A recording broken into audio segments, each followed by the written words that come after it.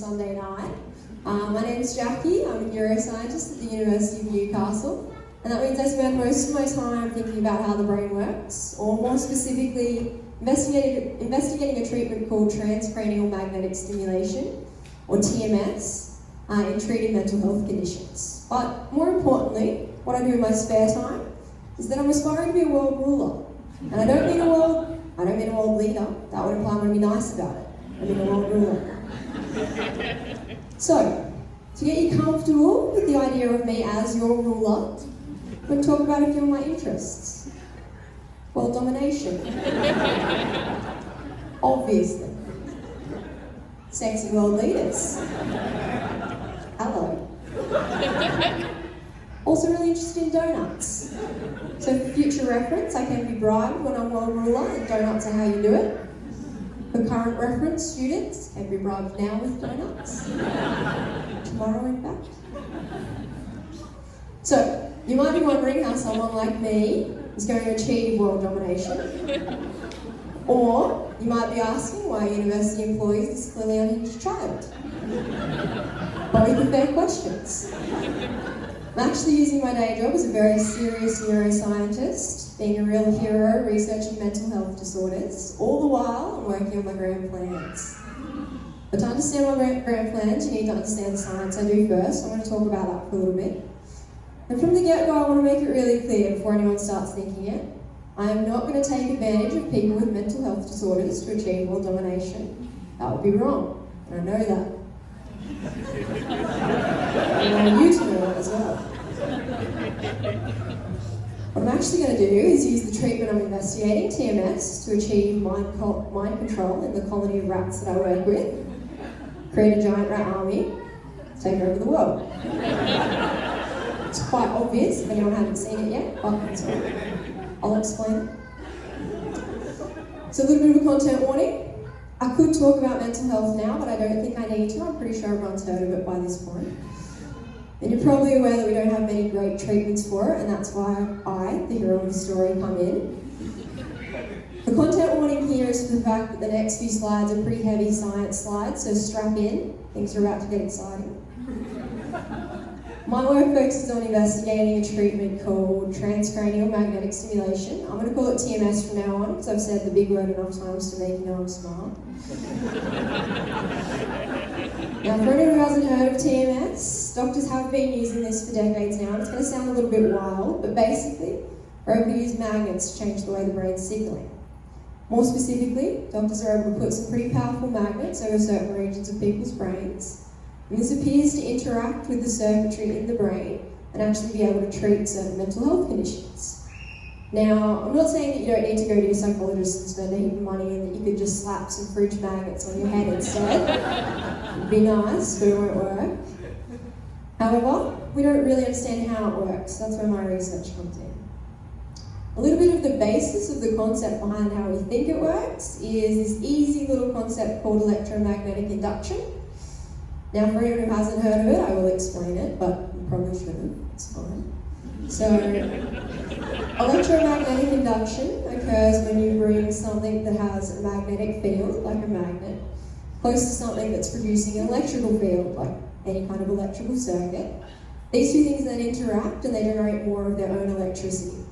So, fun and completely unrelated fact, this is how wireless phone charging works.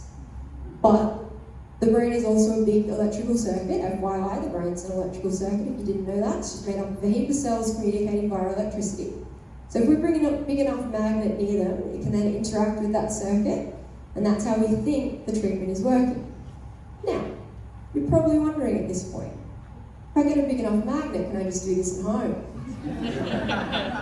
Well, I've got your back. I had a look. $10 magnet at Bunnings, biggest one they sell. It's actually very good. Don't know what I'm going to do with it now, but pop it on the head. Did it work? No. Still had a heap of problems. Now, I mentioned phone chargers before. I thought I could help the people out. I've got a wireless phone charger. Could I? What? Where is the hat? As you saw, also didn't work. So I did a little bit of reading, figured out that the magnets we're using are not the magnets you're sticking your 3-year-old shit artwork to the fridge with. These are big magnets. Sorry, the 3-year-old's up the back. So, although at-home magnet sounds like something Pete Evans might endorse, or something you might be able to buy scented from Goop, won't work. Now, as I said, doctors are using this treatment mostly in clinical trials, so why am I researching it? Well, we actually don't understand what changes occur in the brain when we apply TMS. And in all honesty, we have no idea how it works in terms of what changes aren't occurring under the direct stimulation site either. So there's a few things that we want to try and figure out. So I'm doing this in addition to figuring out world domination. I'm very busy.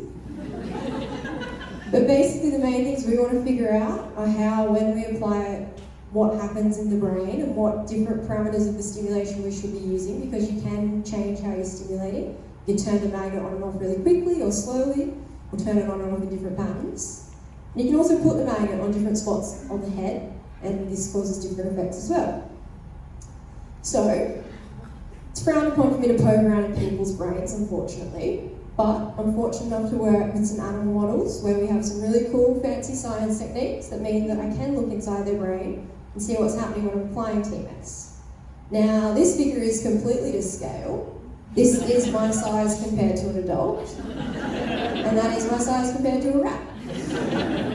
But the takeaway actually is that we've downscaled the magnet. So whatever we're doing in the rats, we're then able to compare it back to what we do in humans and vice versa, figure out what the correct collection of stimulation parameters and locations are, and hopefully improve how we use TMS. So, like I said, the main things I'm interested in are how we're actually applying TMS in terms of the parameters we use, so the turning it off and on, and using it in different ways. Currently, because we don't know a whole lot about it, it's kind of like doctors all have their own 11 secret herbs and spices for TMS.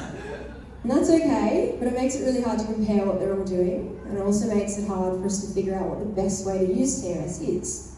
So my job is to be Colonel Sanders, figure out the secret recipe, and create the tastiest, crunchiest KFC TMS that we can find. The other thing we're really interested in is figuring out how targeting different regions of the brain is going to affect how we're stimulating it and how we do that for different conditions. So you probably know that there's different regions of the brain. This is a normal brain. For example, we've got the donut cortex, sexy ruler region, some other less important regions. The fact is, by stimulating different regions, we're going to have different effects, and this will treat different conditions differently. So that's the other big question we're really interested in looking at. Now, hopefully so far this has all seemed as reasonable as waving a giant magnet near a person's head and fixing all their problems can see. I'm actually going to get a little bit less reasonable. This is where I get circled back to my brain plans. So, rat brain also has many different regions. Most of them are the same to human regions, for example. Region associated with climate change concerns. Poor little guys. Snack cortex. Some other regions related to confusion about why I'm waving a giant magnet near their head. Also some other rat stuff. But if I can find certain regions to stimulate for certain conditions, who is to say that I can't find the region in their brain where they'll do whatever I say?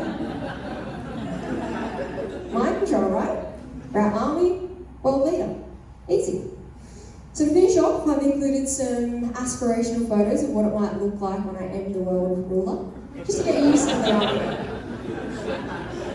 This is me and my rat army, we're chatting about what's for lunch. This is me as their ruler, get nice little purple jackets for fun. And lastly, my favourite, this is how I'd like to be transported once I'm ruler. I think we can start doing it already with the students in the lab. So to finish off, I want to say a big thank you for everyone for coming out tonight. Particularly Doug, my inspiration for doing this. No one can be less funny than you, so... Well, actually, thank you to everyone.